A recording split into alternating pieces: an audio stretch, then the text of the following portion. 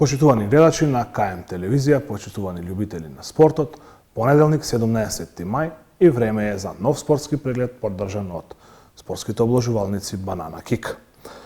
На стартот од овој спортски преглед да ве информирам дека повторно немаме добитен тикет од хуманитарниот тикет кој што го правиме секој петок во спортските обложувалници Банана Кик. Во петокот гостин ни беше Горан Григориевски, менаџерот на Банана Кик, меѓутоа беше многу блиску, но сепак тикетот не е добитен, бидејќи паднавме на два надпревари, Брајтон Весхем двојка и Милан Калјари единица. Двата надпревари завршија нерешено. Весхем 1:1 одигра, додека Милан на домашен терен одигра само 0:0. На останатите надпревари успеавме да погодиме победи на Тотенхем, на Ливерпул, на Реал Соседат, на Бетис, на Јувентус и на Наполи. Се надевам дека повеќе среќа ќе имаме овој петок со нов гостин и нов хуманитарен тикет. Сега продолжуваме со оние стандардни содржини, односно спортскиот преглед ќе го започнеме со фудбалските резултати од првата лига на Македонија. Се одиграа надпреварите од последното 33-то коло. Сега веќе дефинитивно се е познато. Надпреварите завршија онака како што завршија, помалку или повеќе очекувани резултати на сите надпревари во последното првенствено коло. Шкендија на домашен терен одигра 1:1 против екипата на Шкупи.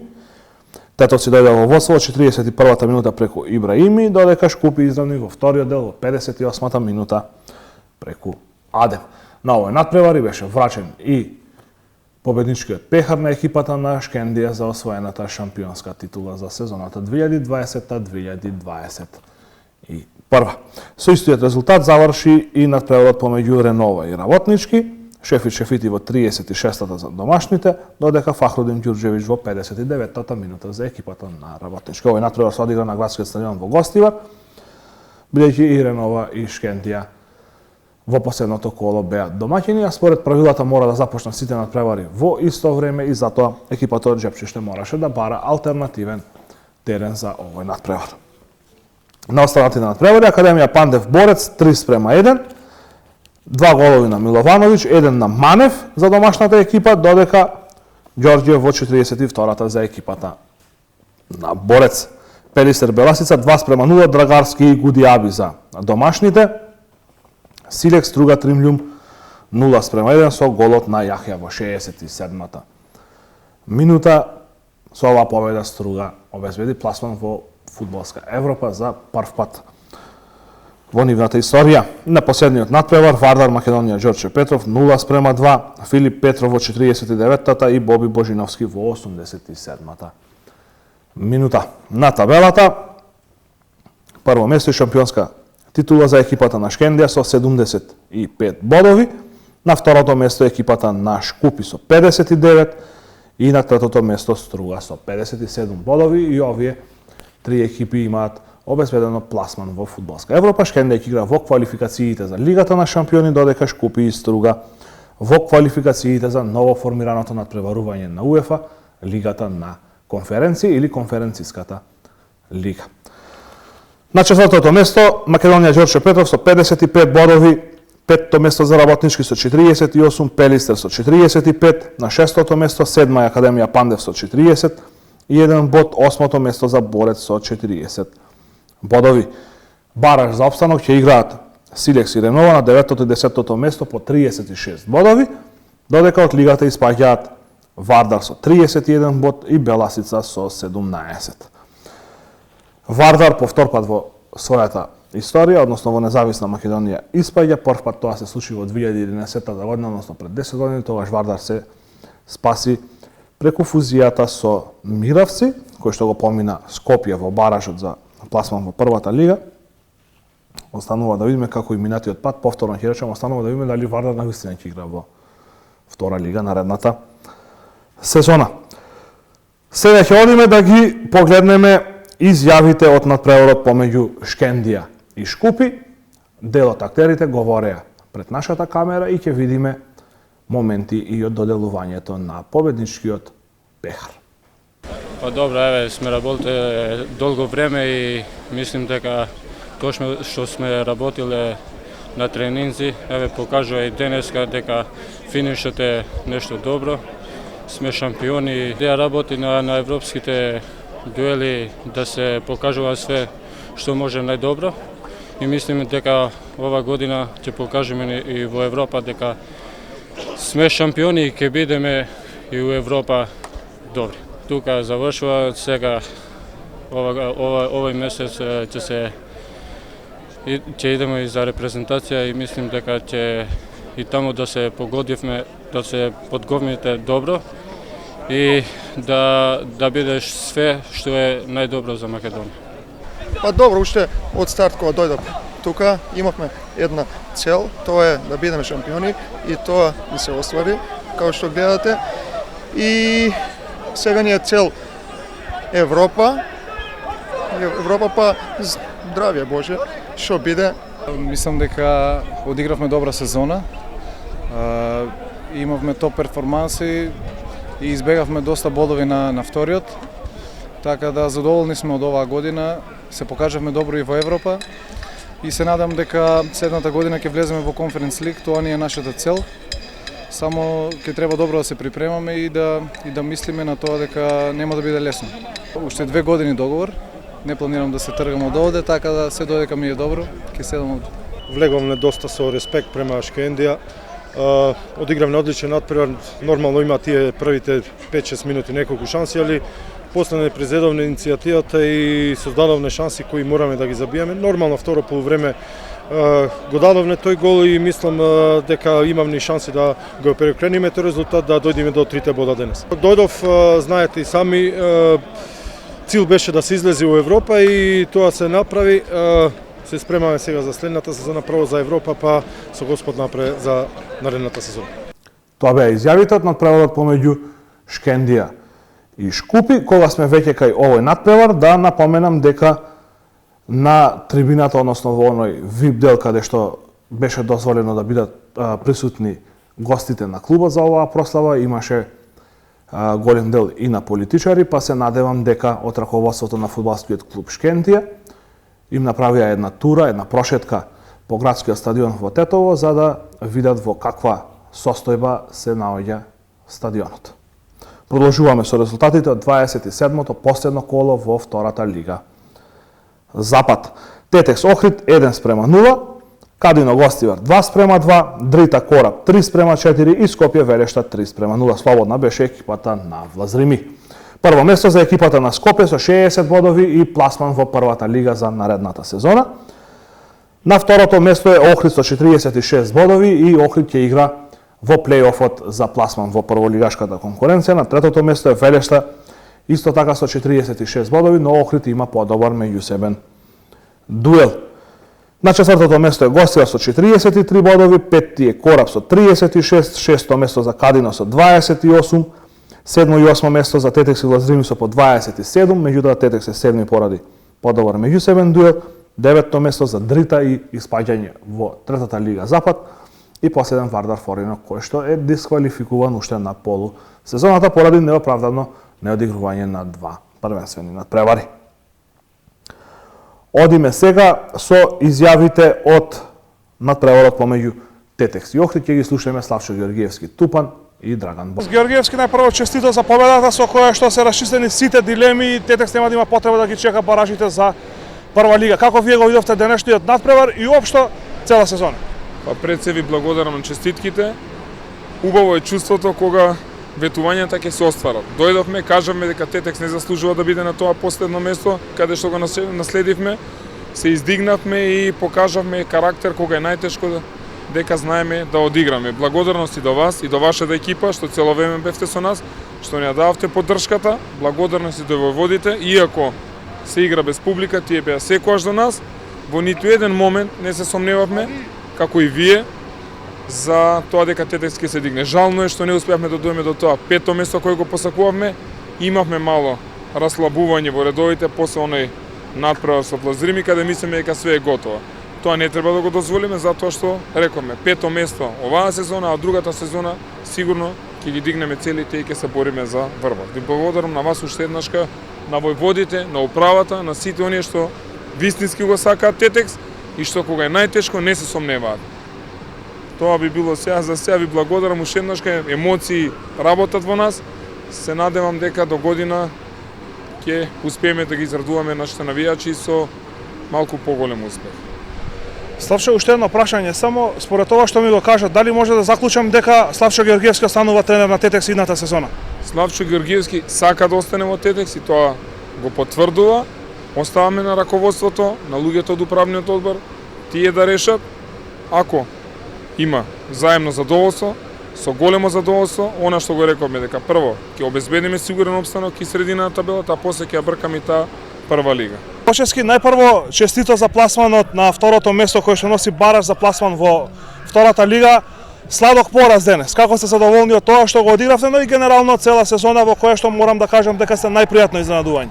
Добро, пред се ви благодарам за честитките, исто и обстанокот на Тетекс, што сме се све до самата утакмица, ипак пратев следнат и утакмиците и други, па во зависност од тоа знаевме дека веле што губи нашите играчи, очигледно се чуваја, што се несе до првенството, изненадувани сме, меѓутоа мислам дека заслужено го освоивме второто место према игрите што ги покажавме и ќе покушаме кроз бараж да се пласираме во првата лига.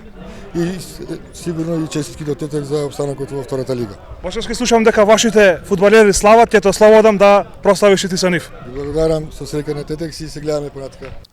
Продолжуваме со спортскиот преглед, поддржан од спортските обложувалници Банана Кик. Морам да дадам едно мало објаснување околу пласманот на екипата на Тетекс на табелата. Пред извесен период, односно после победата во Кичево над Возрими, и ние, па и сите објавија дека Тетекс веќе и теоретски си го има обезбедено опстанокот, меѓутоа изминатата недела се створи паника во Тетово, во кај навијачите на екипата на Тетекс, дека Тетекс сепак може да испадне. Сега ќе ви објаснам и зошто. Познато беше дека екипите на Силекс и на Ренова ќе играат во баражите за опстанок во првата лига, а од друга страна екипите на Охрид и Тиквеш ќе се борат за да изборат пласман во повисок ранг. И ако го отвориме правилникот на Фудбалската федерација на Македонија, станува јасно дека баражите се играат исток со исток, запад со запад, односно екипите кои што гравитираат во западната група играат меѓу себе, екипите кои што гравитираат во источната група играат помеѓу себе за пласман во прволигашката конкуренција. Освен ако во првата лига на 9-то и 10-то место двете екипи се од исти регион, ако двете екипи се од запад или двете екипи се од исток. И кога ќе ја погледнеме вака табелата, нели Силекс и Ренова се на 9-то и 10-то место и си велиме дека да, исток со исток, запад со запад, Ренова со Охрид, Силекс со Тиквеш. Меѓутоа, Фудбалската федерација на Македонија успеа да направи уште една глупост, да добро слушнавте, да направи уште една глупост, ќе си земам право така да се изразам, бидејќи, верувале или не, екипата на Силекс од Кратово е ставена во западната група. И тука доаѓаме до ситуација каде што ќе мора да имаш дрепка и доколку Тиквеш успее да победи во баражот, односно второпласираната екипа од групата Исток, ако победи било кој од овие две екипи, дали Ренова, дали Силекс, зависи со кого ќе падне во жребката, тогаш испаѓа и осмопласираната екипа од второлигашката конкуренција. Тетекс во тој момент беше 8 и затоа од сигурен опстанок се претвори во една паника која што можеше да донесе и испаѓање на тетовскиот второлигаш, но после победата од Охрид, Тетекс искачи на 7-та позиција и сега Влазримиот Кичево ќе мора да го чека исходот од бараж на преварите и да види дали ќе остане во втората лига или ќе испадне. Да се навратам на Кратово, ако отворите Google Maps, апликација која што сите ја имаме на нашите мобилни телефони, и ако побараме да ни каже колку километри има од Кратово до Велешта, ќе видите дека тоа се 277 километри, односно патување од 3 часа и 52 минути. И сега Кратово е ставен да игра во западната група, а Злетово и Пробиштип, кои што се на 10-тина, односно 20 километри од Кратово, играат во групата Исток. Ако на истата апликација Google Map пробате да видите колку километри има од Кратово до Струмица, нели Струмица, Источна Македонија, ќе видите дека има 115 километри.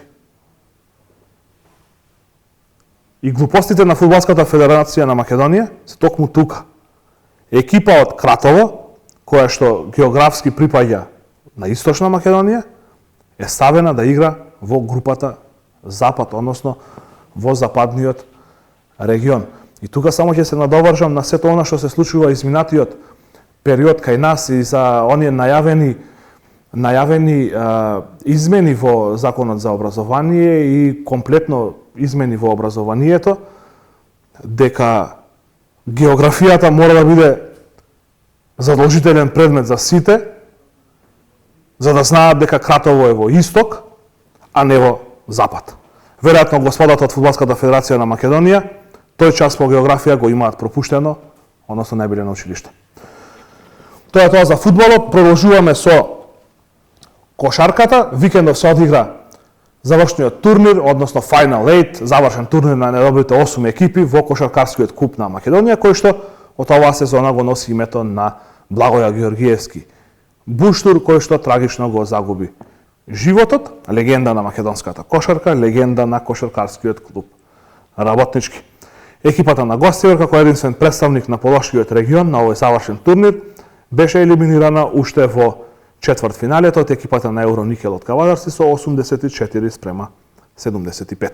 Во продолжениот завршниот турнир, екипата на МЗТ Скопје стигна до трофејот, односно 10-ти пат го подигна победничкиот пехар од Купот на Македонија и се изравни по бројот на титули со екипата на Работнички. Истовремено, но во друга спортска сала, се одиграа и завршните турнири во машкиот и женскиот ракометен куп на Македонија, кај мажите најуспешен беше Скопски Вардар, додека кај девојките екипата на Куманов. Спортскиот преглед ќе го завршам со информација околу одбојкарската репрезентација на Македонија. Нашите одбојкари минатата недела, односно во четврток и петок, беа гости во Србија, каде одиграат два контролни надпревари против соодветната селекција на нашиот северен сосед. Најпрво во четвртокот во Врнјачка бања загубивме со 3:1 од србите, а во петок исто така 3:1 Ново Велико Градиште. Одбојкарите продолжуваат да се подготвуваат во Струмица, каде што и ќе се одигра првиот турнир од Европската Сребрена лига. Во петок почнуваме со Кипар, во сабота со Израел и во недела против екипата на Данска. Следната недела, повторно од петок до недела, но овој пат во Шлагелсе ќе се одигра и вториот турнир од Европската Сребрена лига, пошто на 5 и 6 јуни ќе следува и Final Four-от, кој што исто така ќе се одигра во Струмица на наш терен и затоа се освен прво место и златен медал од ова надпреварување оваа сезона ќе биде неуспех за нашите одбојкари. Впрочем, овие надпреварувања, како Европската Сребрена лига, добро ќе ни послужат за подготовка за она главното оваа година, а тоа е настапот на Европското првенство, кое што ќе започне на 1 септември. Се уште не знаеме со кого сме во група и во која држава, односно во кој град ќе играме, бидејќи во тек се уште се квалификациите за ова Европско првенство и не е извршена жребката. Тоа беше се за денешниот спортски преглед. Пред самиот крај да ве потсетам уште еднаш дека и овој викенд спортските надпревари се играа без присуство на гледачи, додека се друго нормално функционира. Единствениот проблем во оваа држава се гледачите на спортските надпреварувања. Довидување и немој да заборавите да ги посетите спортските обложувалници Банана Кик.